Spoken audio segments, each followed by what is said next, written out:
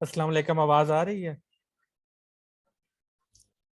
अस्सलाम यस। वालेकुम। आज हम करंट इलेक्ट्रिसिटी कलेक्शन को ये डिस्कस करेंगे। तो कल हमने यहाँ तक पढ़ा था। देखिए ये डायग्राम जो है ना, ये पिक्टोरियल फॉर्म आपको बता रही है ओम्स लॉ के बारे में। अब देखिए यहाँ पर आप वो देख लें कि ओम क्या कर रहा है। ओम करंट को खींच रहा है, वो मूव नहीं करने दे रहा। जो वोल्टेज है वो क्या कर रहा है, वो धक्का मार रहा है कि तुम जाओ, मूव करो। तो ये एक यहाँ से आइडिया ले सकती हैं कि जो ओहम होती है यानी जो रेजिस्टेंस होती है उसका काम क्या होता है, करंट को अपोज करना। और जो वोल्टेज होता है उसका काम क्या होता है, करंट को धक्का लगाना कि तुम करंट सर्किट में फ्लो करो। अब देखिए ये नीचे टेबल दिया हुआ है, ये बहुत ही इंपॉर्टेंट फार्मूलाज है आपके। यहाँ से बहुत सारे जो है ना एमसीक्यूज बनते हैं। तो ये हमें पावर का और जो वोल्टेज है इसके वो डिफरेंट रिलेशनशिप उसने में बताए हुए हैं। जो पी वी है वो किसके इक्वल होता है, V square over R, I square R, V I, P का square root over R, P over V है। यानी कि जो सारे फार्मूलाज हैं इनको आपने करने हैं। अब देखिए ये जो पी है, तीन ये हमारे पास हो गया, तीन ये वाले, और ये जो वी है तीन इसके हो गए। यानी कि v is equal to I R, V is equal to P over R, V is equal to P into R का स्क्वायर रूट है। और जो ये p is equal to V square over R, p is equal to I square over R, p is equal to V आई।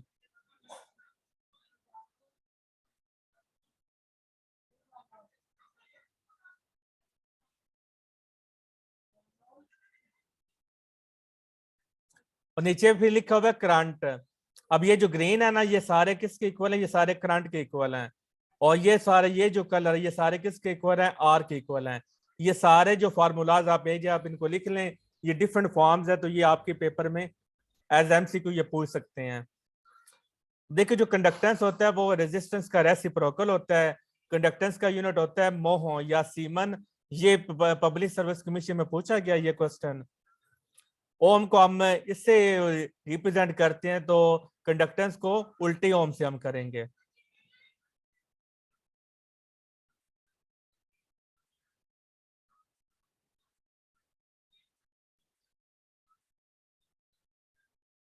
वो कह रहे हैं कि free electrons in metallic conductors move randomly at speed of several 100 kilometre per second. यानी जो हमारी metals होती हैं उनके अंदर जो इलेक्ट्रॉन्स की स्पीड होती है वो थोड़ी बहुत नहीं होती, बल्कि बहुत ज्यादा होती है। सेवरल किलोमीटर पर सेकंड होती है। बिफोर एप्लीकेशन इन बैटरी, अभी हमने बैटरी अप्लाई नहीं की। जब हमने बैटरी अप्लाई नहीं की तो इलेक्ट्रॉन्स क्या कर रहे हैं, अपनी मर्जी से वो मूव कर रहे हैं। तो उनकी जो स्पीड है वो सेवरल 100 किलोमीटर पर सेकंड है। When a source of EMF is connected across a battery with average का, तो जब हम बैटरी लगा देते हैं,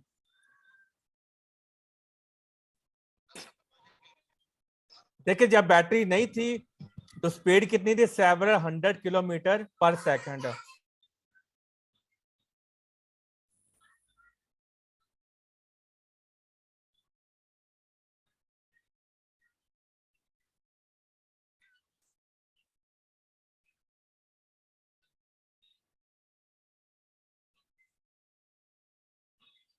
अब देखिए जब बैटरी नहीं होती तो तब स्पीड कितनी होती है, सेवरल 100 किलोमीटर पर सेकंड। लेकिन जब हम बैटरी अप्लाई कर देते हैं तो वही जो स्पीड है वो कितनी रह जाती है, 10⁻³ मीटर पर सेकंड। तो कोई बता सकता है कि बैटरी की वजह से स्पीड इतनी कम कैसे हो गई है।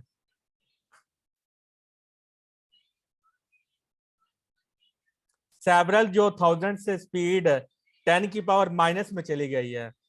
तो बैटरी ने ऐसा क्या किया है कि जो स्पीड इतनी कम हो गई है, कौन बताएगा?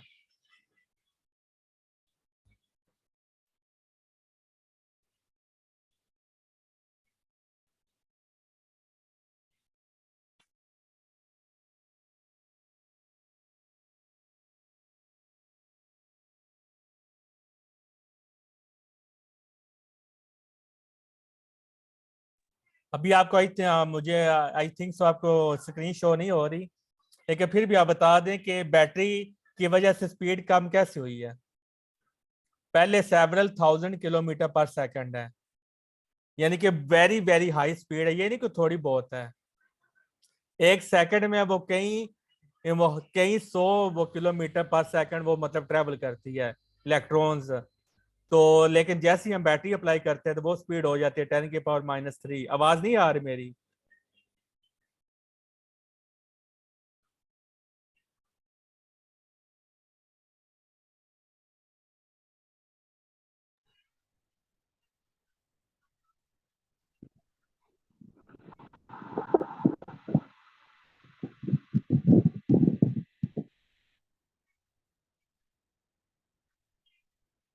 तो मैं ये कह रहा था कि जैसे जब बैटरी नहीं होती तो स्पीड होती है 700 किलोमीटर। जैसे हम बैटरी के लगाते हैं तो स्पीड हो जाती है 10⁻³ मीटर पर सेकंड। तो किलोमीटर है पहले, और वो भी 700 है। तो जब बैटरी अप्लाई की, जिसको हम क्या बोलते हैं, ड्रिफ्ट स्पीड बोलते हैं। तो स्पीड एक तो आ गई मीटर पर सेकंड में, और एक आ गई 10⁻³ में। इतना ह्यूज जो डिफरेंस है, मतलब इतनी जो कमी है, वो कैसे हुई है, कोई बता सकता है? Sir, due to collision of electrons with तो atoms and with each other. पहले क्लेंज नहीं हो रहे थे जब बैटरी अप्लाई नहीं की? सर पहले तो रैंडम डायरेक्शन में हो रही थी। तो अब स्पेसिफिक डायरेक्शन में कोलिजन होगी?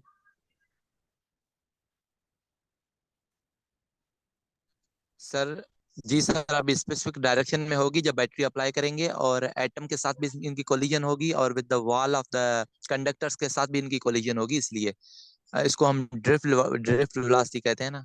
वॉल से कैसे होगी? देखिए, अब ये इलेक्ट्रॉन्स है, ठीक है। तो पहले तो ये रैंडम डायरेक्शन में जा रहे थे ना। अब सब ने क्या करनी है, वो स्पेसिफिक डायरेक्शन में मूव करना है।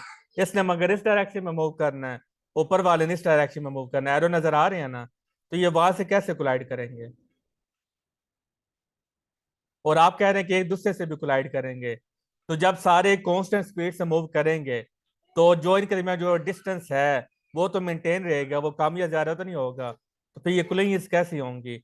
अगर कोलिजन्स हों भी तो फॉर एग्जांपल, अगर यहाँ पर इलेक्ट्रॉन है तो ये कोलिजन्स तब भी हो सकती है जब इलेक्ट्रॉन्स के दरमियान डिस्टेंस ना हो, ऐसे ही है ना? क्योंकि ये सारे जो इलेक्ट्रॉन्स है कांस्टेंट स्पीड से मूव करते हैं, ये नहीं होता कि वेरिएबल स्पीड से मूव करें। तो जब सारे कांस्टेंट स्पीड से मूव करेंगे तो जो इनके दरमियान जो जितना जितना पहले इनके दरमियान जो डिस्टेंस है वो तो मेंटेन रहेगा। तो फिर ये कोलिजन्स आपस में कैसे हो सकती हैं, बताएं? और ये देखें, ये जो इलेक्ट्रॉन जो इस डायरेक्शन में जा रहा है, तो ये वॉल के साथ कैसे टकराएगा? क्योंकि आपने अभी बताया कि जब बैटरी हम अप्लाई करते हैं तो सारे एक स्पेसिफिक डायरेक्शन में मूव करना शुरू कर देते हैं।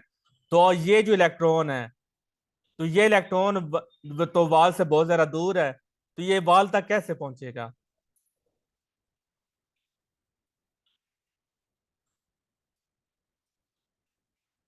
जी हमारा, आप बताओ, आप सबसे पहले नंबर पर मुझे शो हो रही हैं, तो आप बताओ आपकी क्या ओपिनियन है? सर मेरा डिस्कनेक्ट हो गया था। मैंने हाफ बात आपकी सुनी है, प्रॉपर अभी सुनी ही नहीं है ये। अच्छा, मैं रिक्वेस्ट अभी रिपीट मैंने कर ज्वाइन देता की। हूँ। अब देखिए, पहले जो स्पीड है वो थी 10⁻⁵मीटर पर सेकंड है, जब हम बैटरी अप्लाई नहीं करते। कुछ बुक्स में 10⁻⁶मीटर पर सेकंड भी होता है, और कुछ बुक्स में 10⁻⁷मीटर पर सेकंड भी होता है। यानी कि आप कह सकते हैं जो इलेक्ट्रॉन्स की स्पीड है ना मेटल्स में, वो 10⁵ कुछ बुक्स में लिखा हुआ है, कुछ बुक्स में 10⁶ लिखा हुआ है। 10⁻⁷ है ये कम बुक्स में लिखा हुआ है। या तो लेकिन ज्यादा जो है ना वो 10⁵ और 10⁶मीटर पर सेकंड। और आप देख सकते हैं जो स्पीड ऑफ लाइट है वो कितनी होती है, 10⁸मीटर पर सेकंड। और इलेक्ट्रॉन्स की स्पीड इन मेटल, जब हमने बैटरी अभी तक अप्लाई नहीं की तब 10⁵ या 10⁶मीटर पर सेकंड है, यानी कि स्पीड ऑफ लाइट को अप्रोच कर रही है। तो जब हम बैटरी अप्लाई करते हैं तो इलेक्ट्रॉन्स क्या करते हैं, कांस्टेंट वेलोसिटी से वो मूव करना शुरू कर देते हैं। उस कांस्टेंट वेलोसिटी को हम कहते हैं ड्रिफ्ट वेलोसिटी। तो आप बुक्स में पढ़ा होगा कि जो ड्रिफ्ट वेलोसिटी होती है इलेक्ट्रॉन्स की, वो कब होगी, जब हम बैटरी को अप्लाई करेंगे। तो जब हमने बैटरी को अप्लाई कर दिया तो 10⁻³ मीटर पर सेकंड हो जाती है। तो अब देख ले, 10⁻⁶ से 10⁻³ तक फासला वापस आई है। कितना मतलब स्पीड स्लो डाउन हुई है, कहाँ 10⁻⁶ और कहाँ 10⁻⁻3। तो इतनी जो स्पीड में कमी आई है, तो ऐसा क्यों कमी आई है? बैटरी ने ऐसा क्या कर दिया कि वो इलेक्ट्रॉन जो इतना हाईली मूव कर रहे थे स्पीड से, वो 10⁻³ पे वो मूव करना शुरू कर दिया उन्होंने।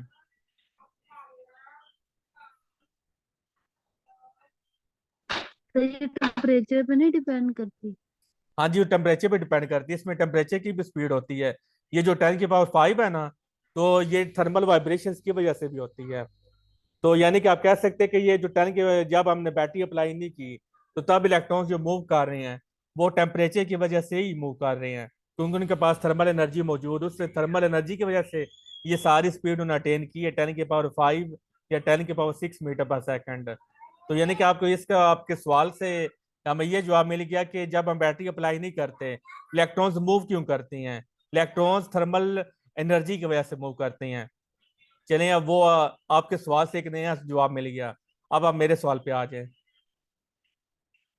अब देख लें, मैंने सवाल कुछ पूछा था, आपने मतलब एक नया सवाल कहा कि आपको नया जवाब मिल गया। तब वापस इस ड्रिफ्ट वेलोसिटी पे आ जाए।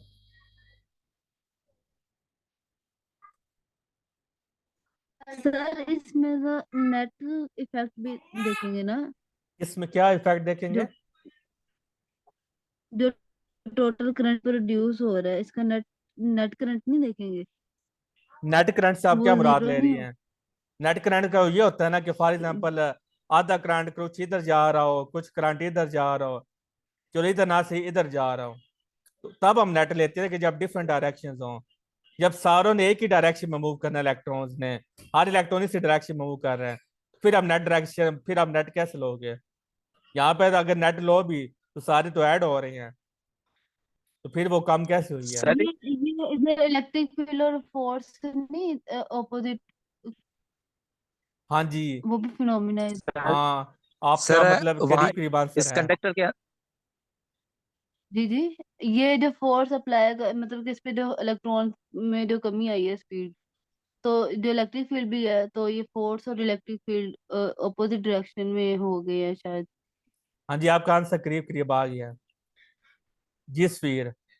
और सोचने से और आ जाए। सर ऐस इसके अंदर जो एटम होते हैं वो एटम जो होते हैं वो फिक्स होते हैं। जी। एटम जो होते हैं वो फिक्स होते हैं और इलेक्ट्रॉन्स की जो पहले थर्मल एनर्जी होती है, जब हम बैटरी अप्लाई करते हैं तो उनकी वो फास्टेस्ट मूव करते हैं। जब फास्टेस्ट मूव करते हैं तो अपने एटम्स के साथ वो कोलाइड करते हैं, इसलिए उनकी स्पीड जो होती है वो कम हो जाती है। आपने बोला कि फास्टेस्ट मूव करते हैं, फिर स्पीड कैसे कम हो गई? सर जब हम बैटरी अप्लाई करते हैं तो वो फास्ट मूव करते हैं, और फास्ट मूव करने के बाद वो अपने जो फिक्स एटम होते हैं उनसे कोलाइड करने के बाद उनकी स्पीड कम हो जाती है। यानी कि आप ये कह रहे हैं कि पहले बैटरी उनको स्पीड उनकी ज्यादा करती है और फिर उनकी स्पीड कम हो जाती है, ये कह रहे हैं? जी सर। मतलब पहले जो इलेक्ट्रॉन्स हैं, पहले उनकी जो स्पीड है 10⁵ या 10⁶मीटर पर सेकंड है, ड्यू टू थर्मल वाइब्रेशंस, इससे भी ज्यादा हो जाती है स्पीड जब बैटरी अप्लाई करते हैं। और 10⁶ से ज्यादा होगी स्पीड, तो फिर वो कोलाइड करेंगे, तो फिर वापस वो 10⁻³ पे आ जाएंगे, ये कह रहे हैं? नहीं सर, इनसे इससे ज्यादा नहीं होगी। जब इलेक्ट्रॉन की जो पहले स्पीड थी ना, उसको यानी पुश ज्यादा करेगा। जो हम बैटरी अप्लाई करेंगे वो पुश ज्यादा करेगा, तो तो वो जब आप अपने किसी को एटम के पुश साथ करते कोलाइड हैं, करेंगे, फिर उसकी स्पीड जब कम हो पुश जाएगी। होता है तो वेलोसिटी इंक्रीज नहीं होती, स्पीड इंक्रीज नहीं होती? जी जी सर, स्पीड तो इंक्रीज होती है। अब देखिए, हमारा ना बहुत सारे जो मिसकंसेप्ट हैं वो आज आपको मैं दूर करने जा रहा हूँ। अब देखिए, जो हम कहते हैं कि इलेक्ट्रॉन जिस स्टेट पाथ में स्पेसिफिक डायरेक्शन में जी इलेक्ट्रॉन मूव करते हैं जब हम बैटरी को अप्लाई करते हैं, तो रियलिटी इसके मतलब डिफरेंट होती है। हम सारी जो है ना क्लासेस में हम यही पढ़ते आ रहे हैं कि जी हमने ये बैटरी अप्लाई कर दी तो इलेक्ट्रॉन्स क्या करेंगे, वो एक डायरेक्शन में मूव करना शुरू कर देंगे, तो बात ये नहीं होती। अब देखिए, पहले जो इलेक्ट्रॉन्स है वो थर्मल वाइब्रेशंस की वजह से वो मूव कर रहे थे। तो जैसे ही आपने इलेक्ट्रिक फील्ड अप्लाई किया, यानी कि बैटरी अप्लाई की, आपने पढ़ा था कि बैटरी की जो इलेक्ट्रिक फील्ड की डायरेक्शन होती है वो इलेक्ट्रॉन्स की मूवमेंट की अपोजिट होती है। अगर आपने इलेक्ट्रिक फील्ड इस डायरेक्शन में अप्लाई किया है तो इलेक्ट्रॉन्स इस डायरेक्शन में मूव करेंगे, ठीक है? अब देखिए, ये जो इलेक्ट्रॉन्स हैं, मैं यहाँ पर एक इलेक्ट्रॉन बना लेता हूँ। ये electron due to thermal vibration ये इधर जाना चाहता है, ठीक है? लेकिन जो बैटरी जो इलेक्ट्रिक फील्ड है वो उसको क्या करती है, वो इसको अपोजिट डायरेक्शन में उसको खींचती है। ये इलेक्ट्रॉन फिर इधर जाना चाहता है, तो बैटरी क्या करती है, इस इलेक्ट्रॉन को इस डायरेक्शन में खींचती है। यानी एक इलेक्ट्रॉन, मैं ना चलो एक इलेक्ट्रॉन की एग्जांपल ले लेता हूँ। तो ये जो पाथ है इसको आप बोल जो, ठीक है, एक ही इलेक्ट्रॉन की बात करते हैं। तो इलेक्ट्रॉन पहले इधर गया, इलेक्ट्रिक फील्ड ने क्या किया, उसको वापस खींच लिया, फिर थोड़ा इधर आ गया, फिर इलेक्ट्रॉन ने क्या किया, फिर ड्यू टू थर्मल वाइब्रेशन उसने इधर जाने की कोशिश की, लेकिन फिर बैटरी ने क्या किया, फिर बैटरी ने उसको इस तरह खींच के ले आया। तो आप ये इमेजिन करें कि इधर भी उसको धक्का मिल रहा है और इधर भी उसको धक्का मिल रहा है। तो इस तरह धक्के करते करते करते वो क्या करेगा, वो वायर में मूव करना शुरू करेगा।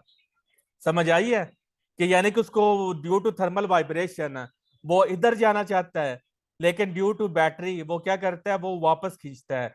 फिर वो क्या करता है, जैसे वो यहाँ पर आता है, फौरन थर्मल वाइब्रेशन उसको अपनी तरफ वो राइट लेफ्ट की तरफ खींचना चाहती हैं, लेकिन जो बैटरी होती है वो उसको राइट की तरफ खींचती है।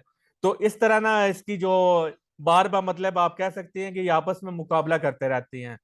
तो एक बात आप याद रखें कि जो इलेक्ट्रॉन्स की जो स्पीड है वो 10⁻⁶मीटर पर सेकंड ही रहती है, वो चेंज नहीं होती। क्योंकि आप देखिए जब इलेक्ट्रॉन्स, जब आपने बैटरी अप्लाई की तो क्या थर्मल वाइब्रेशन खत्म हो जाएंगी? नो, तब भी थर्मल वाइब्रेशन होती हैं।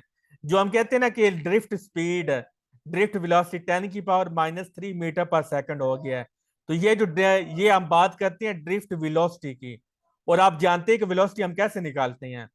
वेलोसिटी होती है डिस्प्लेसमेंट डिवाइडेड बाय टाइम। तो आप देख लें कि पहले जो इलेक्ट्रॉन है उसका डिस्प्लेसमेंट लेफ्ट की तरफ है, फिर उसने कुछ डिस्प्लेसमेंट उसने राइट में ट्रेवल किया, तो ये डिस्प्लेसमेंट ज्यादा है, ये डिस्प्लेसमेंट कम है, तो नेट डिस्प्लेसमेंट किधर जाएगा, इस डायरेक्शन में।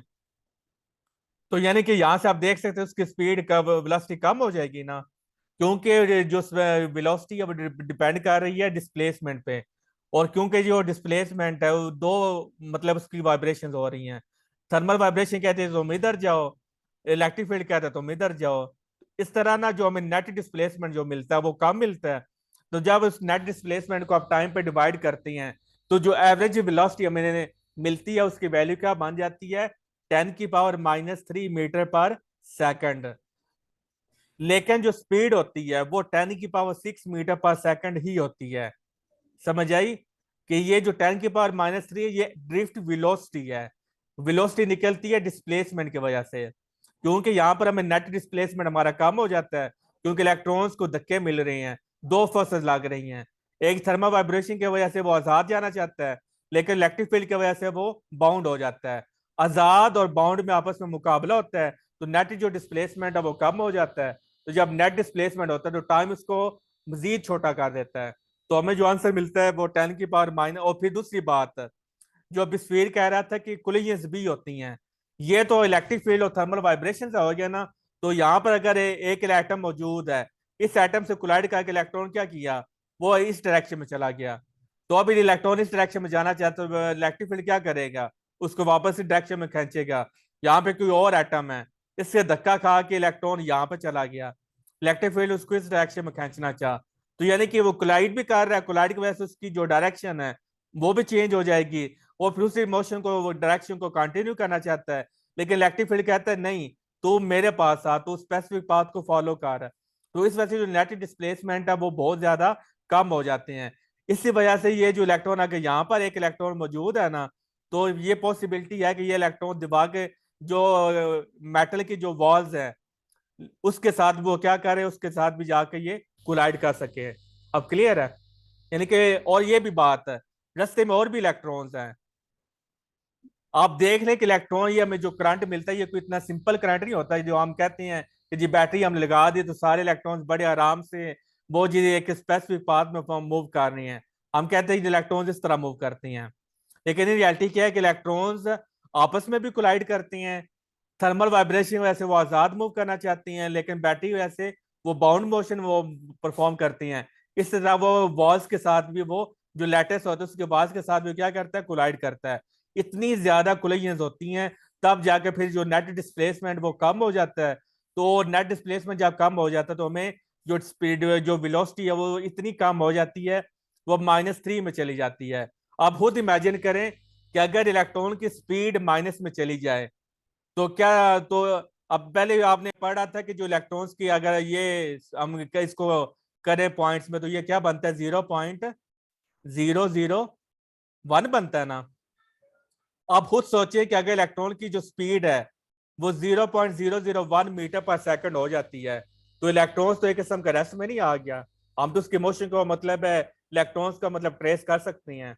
अगर हम इलेक्ट्रॉन को ट्रेस कर सकते हैं फिर जो क्वांटम मैकेनिक्स है, जो अनसर्टेनिटी प्रिंसिपल है, वो कहाँ गया, वो तो वायलेट हो गया।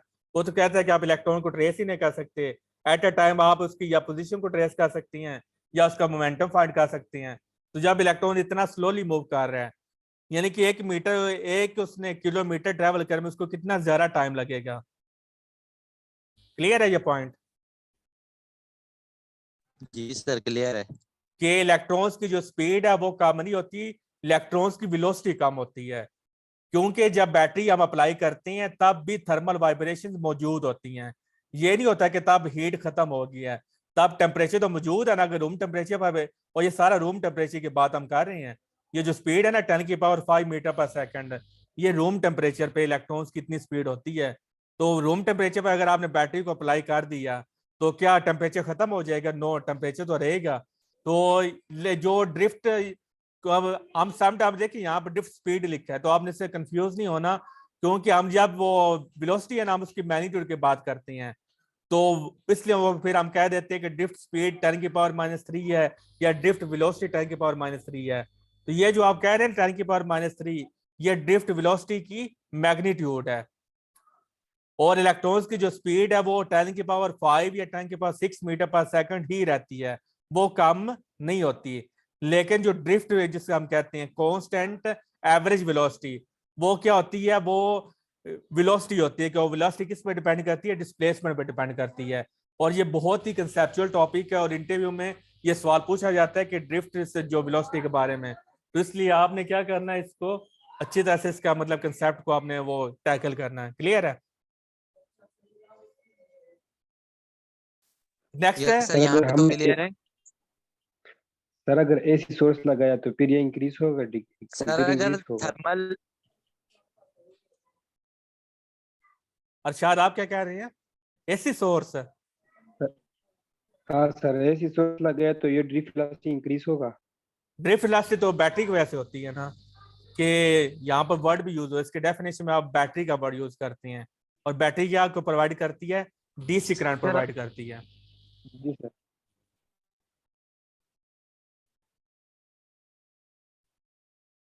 जी स्पीड, सर अगर थर्मल एनर्जी को यहाँ पे रिजेक्ट कर दें, निकाल दें, तो क्या फिर ड्रिफ्ट स्पीड होगी और ड्रिफ्ट वेलोसिटी भी हम ले सकते हैं तब या नहीं? देखें इग्नोर तो हम तभी कर रहे हैं जब कुछ जो क्वांटिटी है वो वेरी लेस अमाउंट में मौजूद हो। जब वो इतनी हाई अमाउंट में वो मौजूद है तो हम इसको इग्नोर कैसे कर सकते हैं? नहीं कर सकते। जो भी फिजिक्स में आप क्वांटिटी आप अच्छा इग्नोर ठीक है करते हैं सर। ना, वो आप तभी करते हैं जब उसको इग्नोर करने से आपकी जो मैथ है उस पर कोई मतलब फर्क ना पड़े। आप जो 10⁻⁻6 मीटर पर सेकंड है उसको आप इग्नोर नहीं कर सकते। ओके सर सही है।